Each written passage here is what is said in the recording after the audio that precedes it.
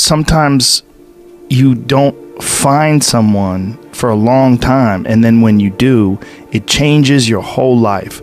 You find someone, maybe it's just a YouTube video, and it's you saying it's still your motherfucking set, and it's you just pushing people and telling people to go get after it, and people see that, and all of a sudden it's like they get goosebumps, their heart starts racing. It's like you gave them a drug, like you gave them fuel. And then they want to change their life. Then they want to watch you tomorrow. And then they want to watch you when they're at lunch break. That's fuel. And you literally can change a person's life through that. Because we need each other. I mean, it's one more piece of evidence that we need each other. And that we have this sort of very strange, loose-fitted community of all human beings together. When someone like you does something that's exceptional and says something that's exceptional and has these inspirational words, it can change a person's whole life, change their whole path, change who they are. I've gotten so many messages from people that say, I lost 130 pounds. You know, I did this. I got off sugar. I'm fucking running every day. I hit the gym 5 days a week now. I'm a different person. I'm drinking water. I'm exercising. I take vitamins. I'm eating healthy. I got more juice. I got more energy. My whole life is different now. There's no personal satisfaction in accomplishments if nobody loves you. You're not going to enjoy it. Love is the most important thing, and that sounds so cliche, but without love, it's all useless. Yeah. It's all useless. We all need each other. Yeah. We really do. There's something beautiful about that, though. You know, like you can't just go it alone. You really do need each other. Through time and effort, you build a stronger human. You build a stronger body. You build a stronger mind. You build accomplishments and will and momentum. And then you look back and you go, hey man, I'm not washing tables anymore. You know, I'm not washing dishes. I'm not cutting lawns. I'm not digging ditches. I'm a different person now. You are not your past. You're you. You're you right now. You might have done some things you wish you hadn't done. Don't dwell on that. You learn from it, that's fine, but don't dwell on it. Just keep moving. Keep moving. You know, use it as fuel. Say, never again. I get what I did wrong, but don't think that you're that person that made those mistakes. You're the person who's learned. I think that endurance, enduring something, and building up that ability to endure things, that's also a very important mechanism that you could apply to everyday life. Like that, the mechanism of understanding how to endure. Because a lot of people are just running from discomfort. They're running from it. They're just avoiding it. It's so easy to. And like if you get distracted for a second, you're like, let me check my phone. You just start going through your phone and looking at bullshit, and you're just distracting yourself from the tiniest frustration of boredom. Just the little, we don't get bored anymore. Or if we get bored for these tiny amounts of time, and then you get distracted. So your distraction is eliminating your boredom. But the problem with that is like, there's certain thoughts that only come to you when you're thinking, when you don't have any input coming in.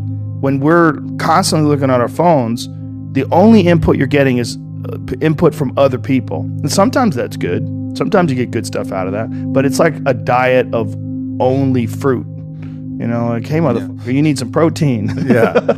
Like you need to get some other things in your diet. You know, and I think having discomfort in your diet, like having it as a regular part of your life, it minimizes the amount of other kinds of bullshit. And I think that insanity and greatness are next door neighbors, and they borrow each other's sugar. There's something about mastery, like true mastery, that requires you to shut off massive areas of your life, personal areas, relationships, education. My education was a joke. I mean, until I was 21 years old, until I started doing stand-up comedy, I didn't read books. I mean, I might have read a Stephen King book here and there to kill time while I was on the train on my way to training. But there was no desire to educate myself. If I was educating myself, it was maybe reading the Book of Five Rings to learn better strategy, to be a better fighter. That was all it was. Or was there ever a point where you said, I'm a little out of balance, I need to go the other way? Well, I realized I was a flawed person for sure. You know, and I think in realizing that you're a flawed person... What helped you realize that? Just fucking up. Just being an idiot. You know, realizing, girls would get mad at me, or maybe guys would get mad at me. Whatever it was, I realized that I had flaws, you know. Uh-huh. I knew that I was... And then also failing at comedy. one of the hardest things to do is to go from being really great at something to sucking at something. And that something that you suck at is now your path. And that's what I found myself in comedy. I could get laughs every now and then, but I knew I wasn't anything special. I knew I was terrible. And there was something exciting about being terrible because I had potential, because there was potential for growth. If you start doing it and you're great at it, like naturally, like maybe I wouldn't have had the motivation to do it as a living for 25 years like I've done. I don't know. But at that time, making that transition from martial arts competition to being a comedian, that's when I started going down the road of balance and started trying to balance myself as a person. And I started trying to almost educate myself to have more things to talk about on stage. And then along the way, my curiosity started to blossom. And then I started to just be interested in things for being interested in them. And as I got better as a comedian, I became less worried about what other people thought about me and more worried about just improving and keeping this sort of momentum going.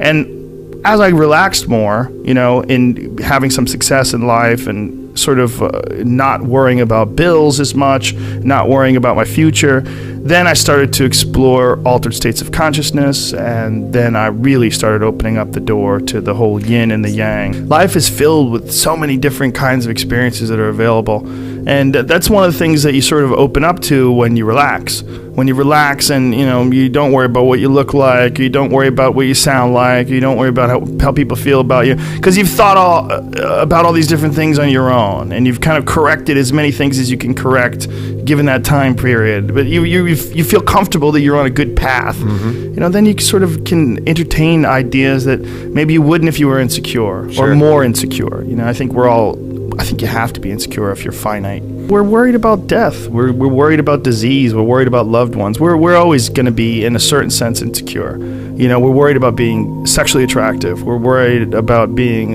socially interesting. There's always going to be some form of insecurity, but that's also part of the balance of life too. It's like you don't ever get to bliss. What you get to do is chase bliss. You get to enjoy the moment. The moment is amazing, and it'll go away, and you'll be fucking tired, and you got to get up, and you got to drive in traffic, and you're not going to like it, and you got to, do some shit you don't want to do. There's a lot of times where I work out where I don't want to, and I make myself do it. If I was living in bliss, I'd just be a fat fuck sitting on the couch, thinking that I don't want to do that. My life is about enjoyment. No, there's enjoyment in doing things you don't enjoy.